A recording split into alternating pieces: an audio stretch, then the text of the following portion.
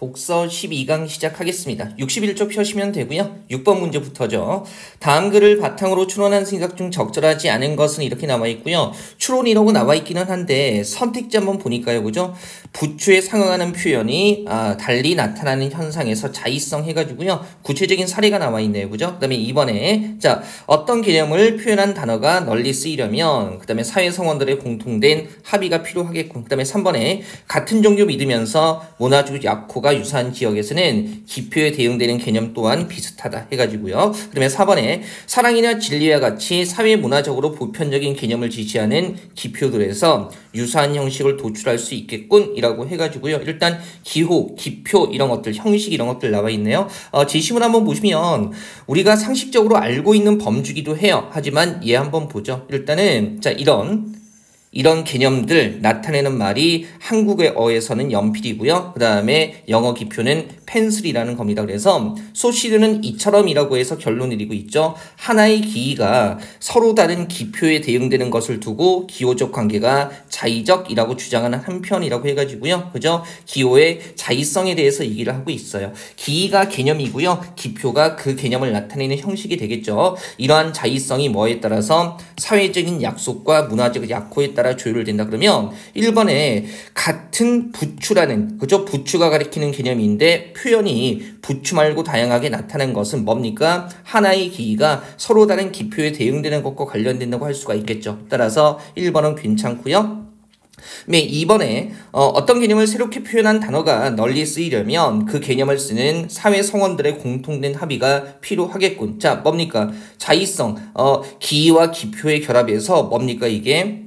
사회적인 약속에 따라 조율된다. 이 사회적인 약속이라는 게 일종의 뭐가 되는 거예요? 사회 성원들의 공통된 합의하고 관련이 되는 거죠. 여기에서 2번도 확인이 되는 거고요. 그 다음에 3번에 같은 종교를 믿으면서 문화적 약호가 유사한 지역에서 이제 여기서 약호가 뭔지 좀 개념이 헷갈릴 수 있는데요. 이 약호는요. 그냥 일종의 부호라고 보시면 되죠. 그러면 종교가 같고 그 다음에 문화적인 약호가 유사하다면 기표에 대응되는 개념이 비슷할 가능성이 높겠군. 이건 좀 잘 보셔야 되는데 이러한 자의성, 즉 뭡니까? 기와 기표의 결합이라는 것이 문화적인 약호에 따라 조율된다라고 얘기를 하고 있으니까 약호 자체가 유사하다면 어때요? 이런 자의성이 나타나는 방식, 즉 기표와 기의 결합이 비슷할 확률이 높겠죠. 따라서 3번도 괜찮은 겁니다. 그 다음에 4번은 조심해야 되는 게 사랑이나 진리와 같이 사회문화적으로 보편적인 개념을 지시하는 각각의 기표들에서 잘 보세요. 그죠? 유사한 형식. 우리가 자의성이요. 사회적인 약속과 문화적인 약호에 따라 조율되는 겁니다. 그래서 개념 자체가 여기저기에 다 있다고 해서 기표들이 유사해지는 것은 아니죠. 그죠? 기표가 유사해지려면 문화적인 약호가 유사해야 되는 겁니다. 그죠? 개념 자체가 여기저기에 널리 존재한다는 것에 의해서 유사해지는 것이라고 볼 수는 없죠. 따라서 정답은 4번이 되는 겁니다. 가만히 보면 이런 거 있잖아요. 제시문에서 흑연과 점토의 혼합물 이렇게 얘기하는 게 어때요? 뭐 우리나라에도 있고 그 다음에 영어권에도 있기 때문에 일종의 보편적인 개념이라고 생각할 수 있을 거고 근데 자의성 자체가 여기저기 있는 똑같은 개념이라고 할지라도 형식이 달라진다는 얘기를 하고 있는 거기 때문에 4번은 제시문에 나와 있는 자의적이라는 것을 제대로 이해하지 못한 반응이라고 볼 수 있겠죠. 이거 확인하시고요. 가장 많이 택한 오답은 3번이기는 해요. 다만 이제 이러한 자의성이 뭐가 되는 겁니까? 문화적 약호에 따라 조율된다고 얘기를 하고 있기 때문에 기준 자체가 유사하면 그저 기표에 대응되는 개념도 비슷할 가능성이 높아질 수밖에 없습니다. 그거 생각하셔야 될 거고요. 자, 그다음에 7번 한번 가보죠. 자, 다음 글을 읽고 보인 반응으로 적절하지 않은 것은 해가지고요. 일단 1, 2, 3, 4번에다 사례가 나와 있고요. 그 다음에 뭐예요? 모순관계, 배중률, 무모순율, 그 다음에 반대관계 이렇게 얘기를 하고 있죠. 일단 1문단에 우리가 셋째 줄 보시면 이렇게 나와 있네요. 일반적으로 어떤 진술 P와 그것의 부정 P가 아니다는 무슨 관계? 모순 관계이다. 자, P라는 동일한 대상이 들어가 있죠. 그래서 P이다와 P가 아니다. 1번 어떤가요? 남자이다와 나는 남자가 아니다. 그래서 똑같은 문장 가지고 얘기를 하고 있기 때문에 모순 관계의 사례로 적절합니다. 그죠? 그대로 드러나고요. 여기서 1번 드러나고요. 그 다음에 어떤 것이든 P이거나 P가 아니다라는 형식으로 이루어진 진술은 옳은 진술인데 이것을 뭐라고요? 배중률 무모순율이라고 얘기를 하고 있죠. 역시 P라는 동일한 대상 가지고 얘기하고 있고요. 그러면 어떤 것이든 사람이거나, 그 다음에 똑같죠? 사람이 아니다는 배중률 해가지고요. 2번도 확인이 돼요. 그 다음에 다음 문단, 이 문단 보시면요. 또한 어떤 것이든 P면서 P가 아닌 것일 수 없다라는 형식으로 이루어지는 진술, P면서 P가 아닌 것일 수 없다라는 형식으로 이루어지는 진술도 반드시 옳은 진술인데 이러한 것을 무모순율이라고 한다. 똑같이 P가 들어가 있죠. 3번 보면 무모순율의 사례가 나와 있는데요. 어떤 것이든 사람이면서 뭡니까? 남성이라고 다르게 나오고 있네요. 이게 무모순율이 되려면 어떤 것이든 사람이면서 사람이 아닌 것일 수 없다로 가야겠죠. 따라서 무모순율의 사례로 적절하지 않습니다. 3번이 적절하지 않은 거죠. 답이고요. 그 다음에 반대 관계 나와 있어요. 3문단 보시면 마지막 문단이죠. 여기요. 한편 어떤 두 진술 사이에서 둘 다 옳을 수는 없지만 둘 다 그럴 수 있는 관계가 성립하는 수가 있는데 이런 경우 두 진술 사이의 관계를 반대 관계라고 한다. 4번 보니까 지금 덥다와 지금 춥다는요. 그죠? 지금 더우면서 춥다는 안 돼요. 하지만 뭡니까? 둘 다 그럴 수 있는 거. 지금 덥지도 않고 춥지도 않다. 뭐 시원하다, 서늘하다 이런 개념 성립이 가능하기 때문에 4번의 반대 관계도요. 적절한 사례라고 볼 수가 있겠습니다. 자, 여기서 다 끌어내는 게 많이 어렵지는 않았을 거고요. 다만 상대적으로 많이 택한 오답이 4번이기는 한데요. 그죠? 둘 다 그럴 수 있다라는 거. 그래서 덥다와 춥다 같은 경우는요. 어떤 정도를 나타내는 말이기 때문에 중간에 여러 단계를 설정할 수 있고요. 그래서 덥지도 않고 춥지도 않다라는 그런 관계가 성립 가능하죠. 당장 시원하다, 서늘하다 이런 단어 연상해 보시면 4번이 반대 관계에 해당된다는 거 생각해 보실 수 있을 거고요. 네, 8번은요. 구체적인 사례 얘기를 하고 있고요. 적절한 거 말하고 있어요. 그럼 볼게요. 일단 기억에 하나씩 나와 있죠. 우연의 오류라는 거. 그래서 거의 대부분의 경우에 적용되는 일반적인 원리나 규칙을, 그러니까 원래는 대체적으로 맞다는 거죠. 우연적인 상황이나 예외적인 특수한 경우에까지 무차별적으로 적용할 때 생기는 오류라고 얘기를 하고 있는데 일단 보죠. 우선 보면 모든 사람은 죽는다. 일반적인 원리와 규칙이고요. 그 다음에 소크라테스는 사람이라는 게 이게 우연적인 상황이나 예외적인 특수한 경우는 아니죠. 따라서 이거 1번 같은 경우는요. 기억의 사례로 적절하지 않습니다. 우리 우연의 오류 같은 경우는 이런 거예요. 거짓말하는 것은 기본적으로 나쁜 거죠. 하지만 의사가 환자에게 하는 거짓말도 나쁘다고 얘기하기만은 힘들 겁니다. 의사가 환자에게 하는 거짓말은요. 환자의 정서적인 안정을 위해서나 환자의 어떤 치료를 위한 것일 수 있기 때문에 거짓말이 일반적으로 나쁘다는 이유만으로 의사가 환자에게 거짓말을 하는 아주 우연적인 상황이나 예외적인 특수한 경우에서까지 의사의 거짓말이 나쁘다라고 얘기를 하는 거. 그죠? 그런 것들이 바로 우연의 오류를 범하고 있는 거죠. 니은에 애매어의 오류라고 나와 있어요. 얘는 보면 동일한 한 단어가 한 논증에서 맥락마다 서로 다른 의미를 지니는 것으로 사용될 때 생기는 오류입니다. 2번 보니까요. 부패하기 쉬운 것들은 냉동 보관해야 된다. 여기서 부패라는 것은 생물학적인 차원이네요. 냉동 보관이라는 말 봤을 때 그 다음에 세상은 부패하기 쉽다 같은 경우는 생물학적인 차원이라기보다는 도덕적이고 윤리적인 차원이죠. 그래서 엉뚱하게 세상은 냉동 보관해야 된다는 말도 안 되는 결론을 끌어내고 있어요. 그래서 이 사례로 적절한 것은 2번이 되는 거죠. 그 다음에 디귿하고 리을도 나와 있기는 해요. 디귿은 보니까요. 각각의 원소들이 개별적으로 어떤 성질을 지니고 있다는 전제로부터 그 원소들을 결합한 집합 전체도 그 성질을 지니고 있다는 결론을 도출하는 게 결합의 오류가 되는 거고요. 그 다음에 반대로 집합 전체가 어떤 성질을 지니고 있다는 내용의 전제로부터 그 집합의 각각의 원소들 역시 개별적으로 그 성질을 지니고 있다는 결론을 도출하는 게 분해의 오류가 되는 겁니다. 그러면 3번은 보면요. 미국 아이스하키 선수단은 일종의 뭐가 되는 거예요? 집합이죠. 그래서 집합이 금메달을 차지했기 때문에 그럼 팀이 뛰어나다는 건데 그러므로 결론이죠. 그러므로 이거가 결론이죠. 미국 선수 각자는 세계 최고 기량을 갖고 있다. 이건 오히려 어디에 들어갑니까? 여기죠. 집합이 어떤 성질을 지니고 있다는 전제로부터 각각의 원소를 역시 개별적으로 그 성질을 지니고 있다는 결론을 도출하는 것에 해당하는 거기 때문에 오히려 3번에 나와 있는 사례는 디귿이 아니라 얘가 리을 쪽. 그죠? 분해의 오류가 되는 거고요. 자, 여기서 가장 많이 택하는 오답이 4번인데 이거 잘 보세요. 그 학생의 논술 시험 답안은 탁월하다. 그의 답안에 있는 문장 하나하나가 탁월하기 때문이다 해가지고요. 지금 요거 그의 답안에 있는 문장 하나하나가 탁월하기 때문이라는 게 이게 결론이 아니라 뭐가 되는 거예요? 전제가 되는 거고 이 이유, 원인을 가지고 내린 결론이 바로 그 학생의 논술 시험 답안은 탁월하다. 때문이라는 말이 붙어있기 때문에 이 두 번째 문장이 일종의 전제 근거가 된다는 거 생각할 수 있겠죠. 그러면 지금 4번에 나타나는 논증의 방식은 문장 하나하나, 즉 개별적인 것이 탁월하기 때문에 뭡니까? 그것들을 모아놓은 집합 전체도 탁월하다고 얘기를 하는 거예요. 그래서 오히려 분해의 오류가 아니라 뭐가 되는 겁니까? 예, 4번이 디귿. 결합의 오류가 되는 거죠. 그죠? 서로 바꿔놨네요. 한번 보시고요. 4번을 가장 많이 오답으로 택한 건 이 두 번째 문장을 결론으로 착각했기 때문이죠. 그죠? 근데 문장 하나하나가 탁월하기 때문에 논술 시험 답안 전체가 탁월하다라는 것은 뭡니까? 개별적인 것으로부터 뭡니까? 전체를 결론으로 끌어낸 겁니다. 따라서 결합의 오류 이렇게 얘기할 수가 있겠죠. 자, 9번은 좀 까다로워요. 그죠? 우리 한번 보면 우선은 그 1문단에서 공정하다라는 것을 얘기를 하고 있죠. 그죠? 여기다 적어 볼게요.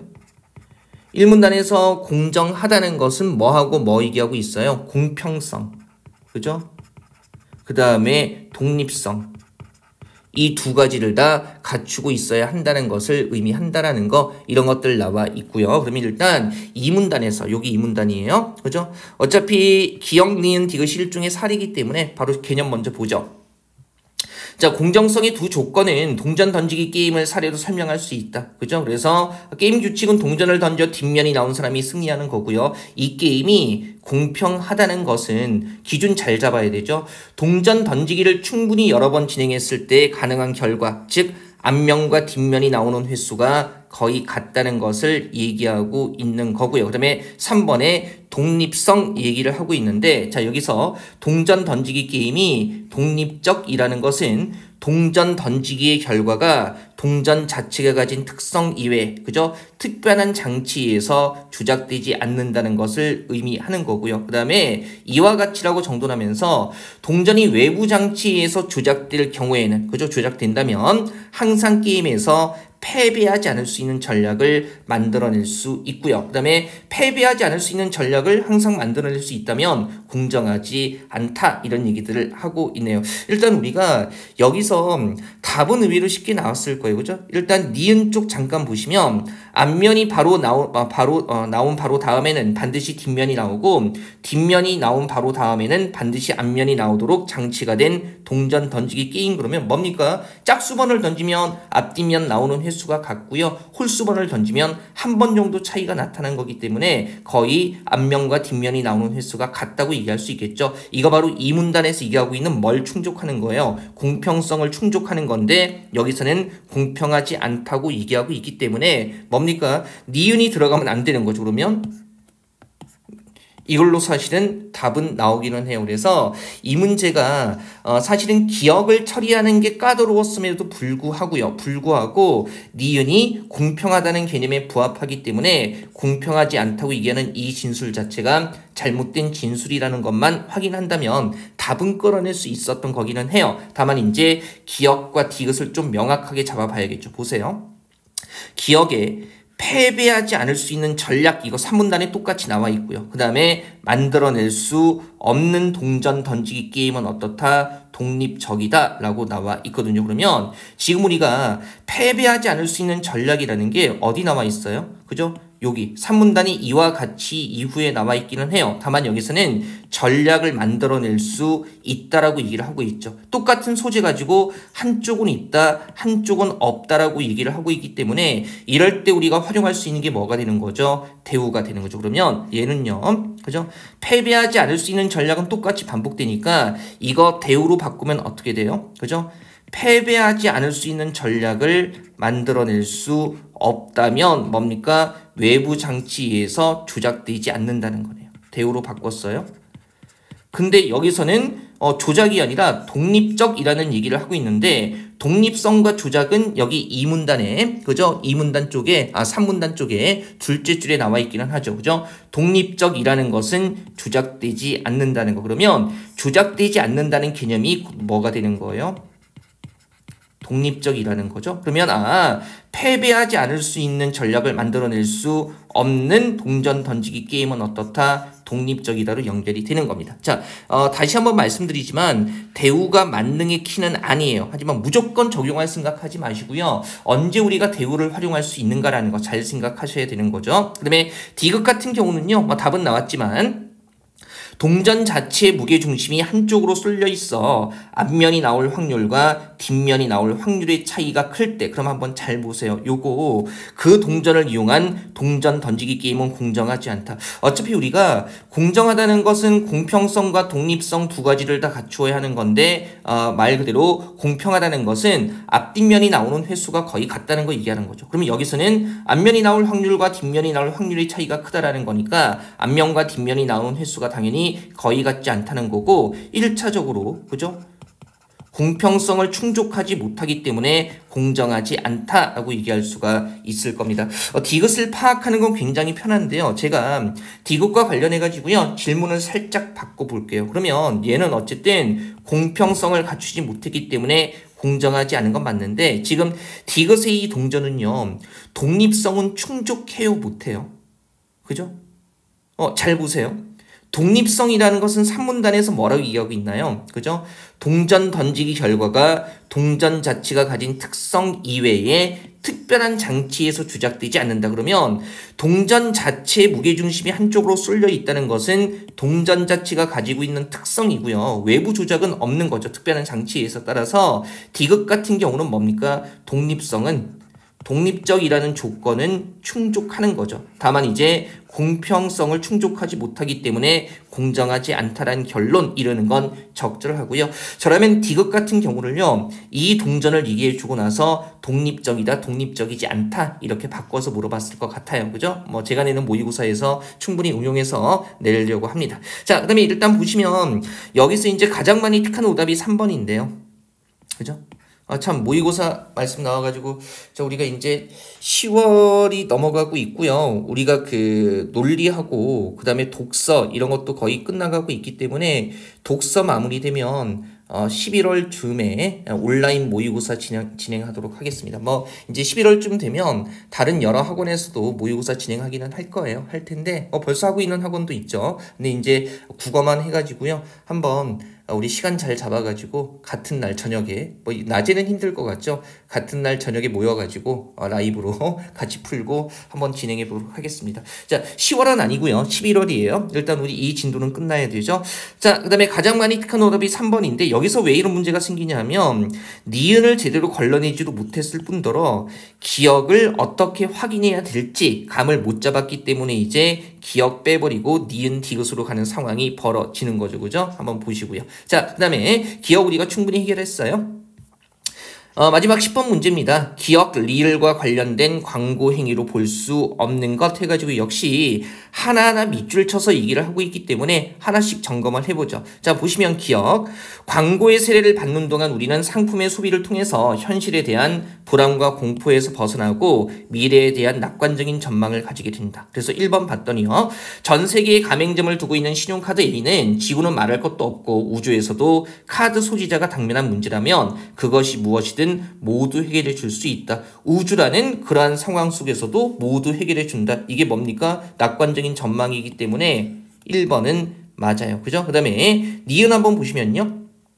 상품의 바른 사용에 필요한 생활과학적 정보는 증발하고, 그죠? 정보는 주지 않고요. 상품과는 상관없는 뜬구름 같은 이미지만이 너울거린다. 요즘 광고 대부분 그렇죠. 어쨌든 2번에 니은의 예를 봤더니요. 터치스크린 기술을 채택한 휴대폰 B를 사용하는 남성은 품이 있고 세련된 남성. 그러면 이 기술에 대한 정보는 없고 품이 있고 세련됐다라는 이미지만 남아있는 거니까 기억하고 니은은 굉장히 쉬워요. 그죠? 한번 보시고요. 3번과 4번이 남았는데요. 3번 한번 보면 보세요. 상품 자체에 내재되어 있는 부정적인 자질, 기능 덕목 등을 긍정적인 것으로 둔갑시켜서 우리의 올바른 판단을 방해한다는 겁니다. 그러면 3번 볼게요. 연비가 좋은 자동차 C를 구입하는 것은 맑은 공기, 깨끗한 물을 지향하는 환경운동에 동참하는 것이라고 광고한다. 이거는 맞는 말 아닌가? 따라서 이것이 올바른 판단을 방해하는 광고 사례는 되지 않는다라고 해서 3번을 택한 분들 계실 텐데요. 잘 보세요. 이미 자동차 자체가 이미 뭐예요? 이걸 탄다는 것 자체가 환경을 오염시키는 건데 연비가 좋다라는 걸로 이것을 이런 부정적인 속성을 긍정적인 것으로 둔갑시켜서 이것이 맑은 공기 깨끗한 물을 지향하는 환경운동에 동참하라고 광고하는 것 자체가 우리의 올바른 판단을 방해하는 거죠. 그죠? 연비가 좋든 나쁘든 자동차를 탄다는 것 자체가 이미 뭡니까? 환경을 오염시키는 건데 연비가 좋다는 이유만으로 우리의 올바른 판단을 방해하는 겁니다. 자동차가 갖고 있는 부정적인 어떤 자질, 기능, 덕목 등을 긍정적인 걸로 둔갑시키고 있는 거죠. 따라서 3번도요. 디귿의 사례로 적절한 거예요. 그죠? 3번에 나와 있는 사례가 디귿의 사례로 적절하지 않다고 생각하신 분들은요. 이 광고 전략에 의해서 올바른 판단이 방해받았기 때문에 그런 거예요. 그죠? 올바른 판단이 방해받았기 때문에 3번이 그죠? 맞는 말이라고 생각을 하는 거죠. 근데 이제 3번은 바로 그 판단을 방해한 광고 사례로 적절하고요. 물론 이제 3번이 가장 많이 택한 오답이기는 해요. 그죠?